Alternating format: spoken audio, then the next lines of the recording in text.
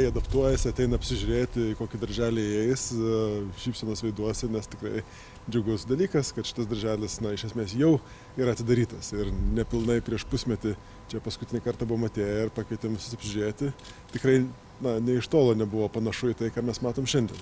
Šį rudenį atsidaro 700 papildomų vietų savivaldybės darželiuose, iš viso 5 darželiuose arba jų filialuose.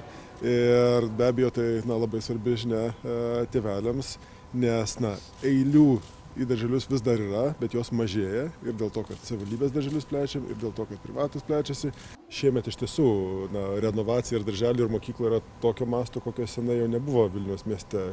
Tėvams auginti vaikus bus vis lengviau ir lengviau.